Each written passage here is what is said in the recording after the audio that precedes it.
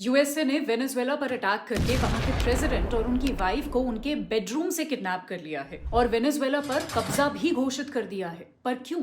और इस बात से भारत को क्या खतरा है? वैसे यूएसए ने रीजन दिया है कि वेनेजुएला की वजह से यूएसए में ड्रग्स बढ़ गए थे, पर असली कारण है ऑयल। वेनेजुएला के पास सऊदी अरब से भी ज्यादा क्रूड ऑयल है और उस पर यूएसए की कंपनीज कब्जा करना चाहती थी। निकोलस मादुरो को ये मंजूर नहीं था, इसीलिए ये सब हुआ। शॉकिंग तो ये भी है कि ईयू और यूके जैसे देश जो ह्यूमन राइट्स और डेमोक्रेसी का लेक्चर देते रहते हैं, आज एकदम चुप है।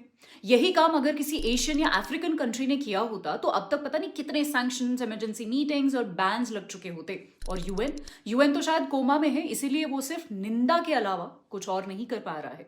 क्या इंडिया को भी ट्रंप से ऐसा कोई खतरा है? पहले ये समझो, ट्रंप के पास 3 औजार हैं। Number 1, sanction, force and डीलेजिटिमाइजेशन।